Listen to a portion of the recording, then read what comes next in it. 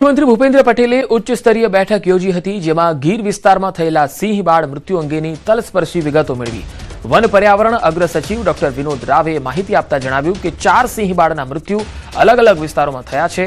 કુલ 17 જેટલા સિંહોને આઇસોલેટ કરીને તેની કાળજી લેવામાં આવી રહી છે। ગીર ગઢડા અને બાબરિયા વિસ્તારના 10 કિલોમીટરની ત્રિજ્યામાં રહેલા તમામ સિંહોનું સઘન મોનિટરિંગ કરવામાં આવી રહ્યું છે। તેમનામાં કોઈ અન્ય બીમારીના લક્ષણો જણાઈ આવ્યા નથી। અમરેલી અને ભાવનગર જિલ્લાના મહેસૂલી વિસ્તારમાં તમામ સિંહોનું સઘન નિરીક્ષણ વન વિભાગ દ્વારા કરવામાં આવી રહ્યું છે। ઉનાળાની શરૂઆતમાં જોવા મળતી સિઝનલ બીમારી સામે સલામતીના ભાગરૂપે ગીર વિસ્તારના 350થી વધુ સિંહોના આરોગ્યલક્ષી પગલાઓની કામગીરી હાથ ધરવામાં આવી છે।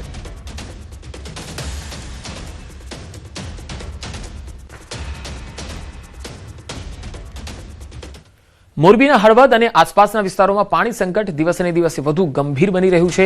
ધારાસભ્ય પ્રકાશ વરમોરા દ્વારા આ અંગે રજૂઆત પણ થઈ। આ રજૂઆત બાદ આખું તંત્ર દોડતું થઈ ગયું। પાણી પુરવઠા બોર્ડ અને નર્મદા નિગમના અધિકારીઓ સ્ટાફનો કાફલો બ્રાહ્મણી 2 ડેમ પર દોડી આવી અને સ્થિતિનું નિરીક્ષણ કર્યું। ડેમમાં માત્ર અંદાજિત 600 MLD જેટલું જ પાણી બાકી હોવાનું જાણવા મળ્યું। પાણી પુરવઠા વિભાગ અને નર્મદા નિગમના અધિકારીઓએ જણાવ્યું કે હાલમાં નર્મદા કેનાલમાં રિપેરિંગ કામ ચાલુ હોવાથી 31 તારીખ આસપાસ પાણી છોડાશે। સમગ્ર મામલે ધારાસભ્ય પ્રકાશ વરમોરાએ પાણી પુરવઠા વિભાગ અને નર્મદા નિગમના જવાબદાર અધિકારીઓની બેદરકારી સામે આક્રોશ વ્યક્ત કર્યો અને અધિકારીઓ સામે કડક કાર્યવાહી થવી જોઈએ તેવી તેમણે માંગ કરી। વધુ માહિતી મેળવીએ મોરબીથી સંવાદદાતા રવિ બજાણિયા જોડાયા છે। રવિ, જે રીતે ધારાસભ્યએ આ મામલાને ઉઠાવ્યો છે અને અધિકારીઓની બેદરકારી સામે એક્શન લેવા માંગણી કરી છે, આગળ હવે શું થશે? હળવદમાં પાણીનું સંકટ ઘેરાયું છે। ધારાસભ્ય પ્રકાશ વરમોરાની રજૂઆત બાદ તંત્ર દોડતું થયું છે। બ્રાહ્મણી 2 ડેમ ખાલી થવાને આરે અધિકારીઓની કાફલો ઘટના સ્થળ પર દોડી ગયો હતો। પાણી પુરવઠાના નર્મદા વિભાગના અને અધિકારીઓ સામે બેદરકારી ભર્યા વલણો સામે આવ્યા હતા। હળવદ અને આસપાસના વિસ્તારોમાં પાણીના સંકટને દિવસે ને દિવસે ગંભીર બનતું જણાતા ધારાસભ્ય પ્રકાશ વરમોરા દ્વારા રજૂઆત કરવામાં આવી હતી અને ત્યારબાદ તંત્ર હરકતમાં આવ્યું હતું અને અત્યારે હાલ 3 કે 4 દિવસ ચાલે તેટલો જ પાણીનો જથ્થો છે, જેથી બેદરકાર અધિકારીઓ વિરુદ્ધ કાર્યવાહી થાય તેવી પ્રજાજનોની માંગ પણ ઉઠી છે। જી રવિ, આભાર માહિતી આપવા માટે। તો સુરતમાં આજે મેયર મળવાના છે। નવા મેયરની જાહેરાત થોડી જ મિનિટોમાં થઈ રહી છે અને હાલ એક અપડેટ આવી રહ્યું છે। થોડી જ વારમાં આ જાહેરાત સુરતમાં થવા જઈ રહી છે। મેયર પદે જે છે એ 3 નામો જે ખાસ ચર્ચામાં હતા, જેમાં ઉર્વશી પટેલ, મજૂરાના પ્રતિભા દેસાઈ અને રાંદેરના નેન્સી શાહ જે છે એમની ચર્ચા હતી, પરંતુ હાલ શહેર ભાજપ પ્રમુખ નામોની જાહેરાત કરવાના છે। જોવાનું એ છે કે નવા મેયરમાં કોનું નામ સામે આવે છે।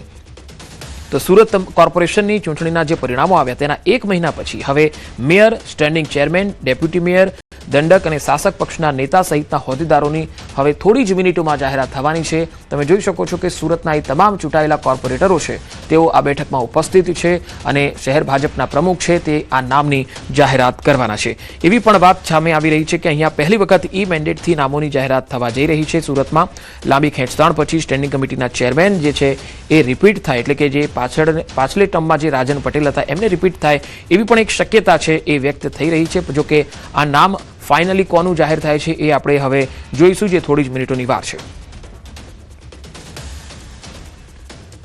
વાત હવે જૂનાગઢની। જૂનાગઢના ભવનાથમાં સફાઈ કર્મચારીઓ છેલ્લા 2 દિવસથી હડતાળ પર છે।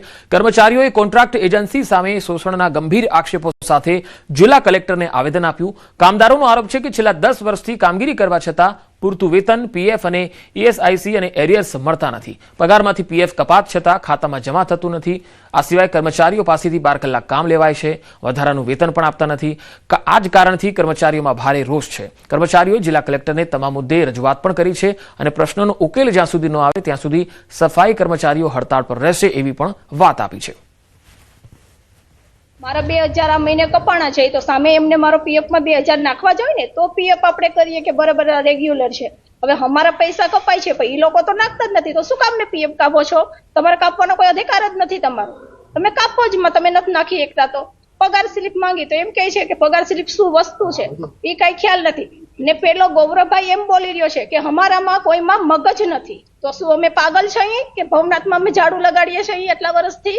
પણ આવા કોન્ટ્રાક્ટરો એવા છેવાડાના માનવી લગણ એનું પૂરું વેતન નથી આપતા। વેતન તો ઠીક છે, એના પીએફના પૈસા 50% આને આપવાના હોય કામદારોમાંથી ને 50% એને આપવાના હોય। 50% તો આના લઈ ગયા, એનાય નથી દીધા।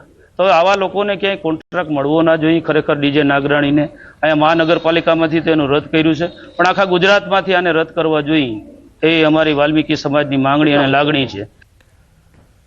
જૂનાગઢ આરટીઓ કચેરી સામે અરજદારોમાં ભારે રોષ જોવા મળ્યો. લાયસન્સ અને વાહન સંબંધિત કામગીરી માટે દૂર દૂરથી આવતા લોકોને કલાકો સુધી રાહ જોવી પડી રહી હોવાના આક્ષેપો ઉઠ્યા. અરજદારોના કહેવા મુજબ અધિકારીઓ સમયસર હાજર ન રહેતા હેરાનગતિ વધી રહી છે. સાથે જ કચેરીમાં વીજળીના વેડફાટનો મુદ્દો પણ ચર્ચામાં છે. જોકે સમગ્ર મામલે આરટીઓ અધિકારીએ વસ્તી ગણતરીની કામગીરીને કારણે મોડું થતું હોવાની સ્પષ્ટતા આપી. સવારે સાફ સફાઈ દરમિયાન લાઇટ અને પંખા ચાલુ રાખવામાં આવે છે, ત્યારબાદ લાઇટ પંખા બંધ કરી દેવામાં આવે છે, જેથી ઉર્જાનો વ્યય ન થાય તેવી વાત કરી.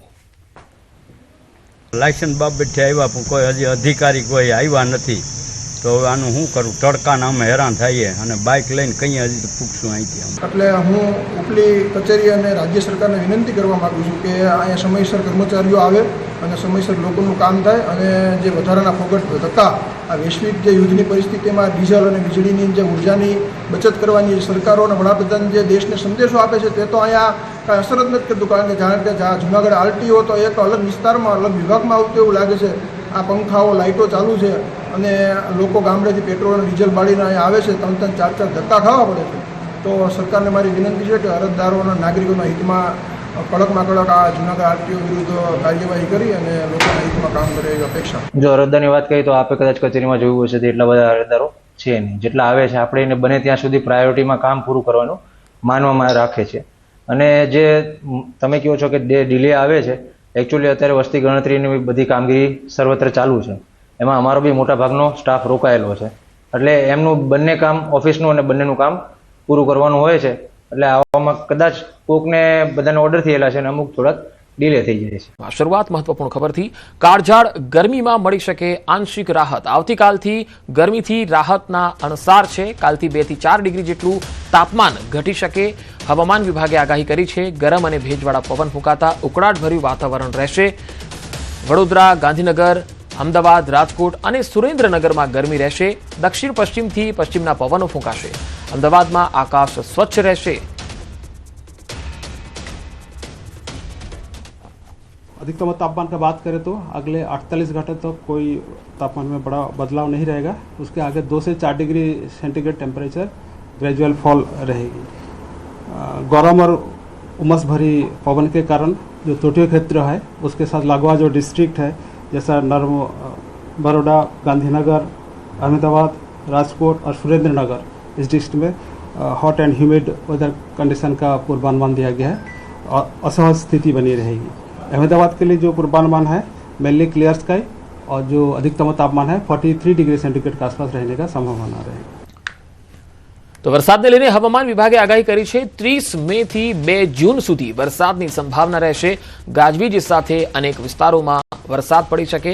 ઉત્તર, મધ્ય અને દક્ષિણ ગુજરાતમાં મેઘગર્જના સાથે વરસાદની આગાહી કરી છે. સૌરાષ્ટ્ર, કચ્છના કેટલાક વિસ્તારોમાં વરસાદની આગાહી છે. 30મીએ બનાસકાંઠા, સાબરકાંઠા, પાટણ, અરવલ્લી અને કચ્છમાં વરસાદની સંભાવના રહેશે. તો 31 તારીખે દાહોદ, છોટાઉદેપુર, બનાસકાંઠા, સાબરકાંઠા, પાટણ અને અરવલ્લીમાં વરસાદની સંભાવના રહેશે. જો 1 જૂનની વાત કરીએ તો અહીંયા પંચમહાલ, વડોદરા, નર્મદા, દાહોદ, છોટાઉદેપુર, બનાસકાંઠા, સાબરકાંઠા, પાટણ, અરવલ્લી અને ભાવનગર, અમરેલીમાં વરસાદની આગાહી રહેશે. હવે 2 જૂનની વાત કરીએ તો 2 જૂને ડાંગ, તાપી, ભાવનગર, અમરેલી, પંચમહાલ, વડોદરા, નર્મદા, દાહોદ, છોટાઉદેપુર, બનાસકાંઠા, સાબરકાંઠા અને અરવલ્લીમાં વરસાદ પડી શકે છે. 30 मई से लेकर 2 जून तक इक्का दुक्का स्थानों में बिजली गिरने के साथ और मेघगर्जना भी साथ बारिश होने का आइसोलेटेड प्लेसेस में होने का संभावना रहेगा. 30 जून को जो डिस्ट्रिक्ट हम आइसोलेटेड प्लेसेस में बारिश का संभावना बता रहे हैं बनासकांठा, साबरकांठा, पाटन, अरावली और महासागर गुजरात रीजन में मेनली उत्तर और उत्तर पूर्वी जो जिला है. और 31 मई को इस डिस्ट्रिक्ट के साथ और भी 2 डिस्ट्रिक्ट ऐड हो जाएगी, दाहोद और छोटाउदेपुर.